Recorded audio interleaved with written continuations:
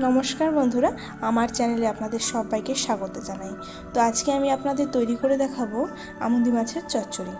তো এই রেসিপিটি আমি আমার মায়ের কাছ থেকে শিখেছি। আমি কিভাবে তৈরি করি সেটাই আজকে আপনাদের সঙ্গে আমি শেয়ার করব।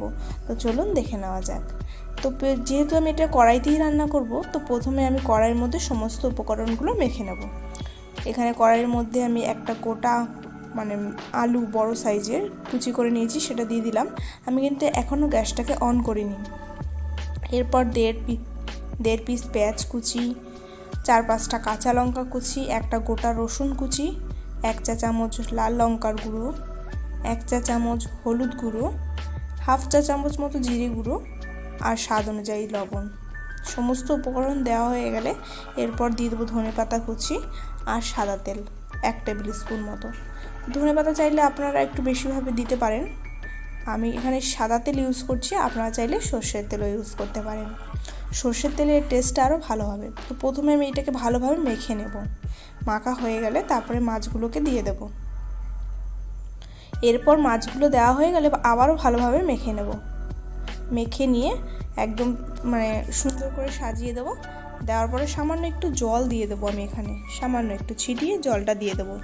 এরপরে একটা টমেটোর অর্ধেক আমি এখানে কুচি করে দিয়ে দিলাম। আপনারা চাইলে একটা গোটা টমেটোও দিতে পারেন। আমি অর্ধেক দিয়ে দিলাম। এরপর ঢাকা দিয়ে 10 মিনিটের জন্য একদম লো আঁচে রেখে দেবো। দেখুন 10 মিনিট পরে এটা কিছুটা নাড়িয়ে চাড়িয়ে দেবো, নাহলে নিচে লেগে যাবে। তারপর আবারও 5 মিনিট ঢাকা দিয়ে দেবো। আবারও এটাকে 5 মিনিট পরে উল্টে পাল্টে নিয়ে নাড়িয়ে চাড়িয়ে নেব। আবারও 5 মিনিট ঢাকা দিয়ে দিলেই একদম আমাদের এই রেসিপিটি একদম তৈরি।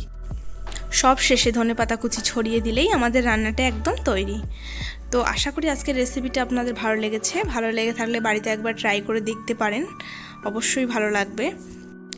আর লাইক কমেন্ট শেয়ার করতে কিন্তু একদম ভুলবেন না। আর আমার চ্যানেলটাকে সাবস্ক্রাইব করে পাশে থাকা বেল আইকনটা অল করে দেবেন। যখনই নতুন কোনো ভিডিও আমি ছাড়বো আপনাদের কাছে নোটিফিকেশন চলে যাবে। আর ফেসবুক থেকে যারা এই ভিডিওটাকে দেখছেন অবশ্যই ফলো করে দেবেন।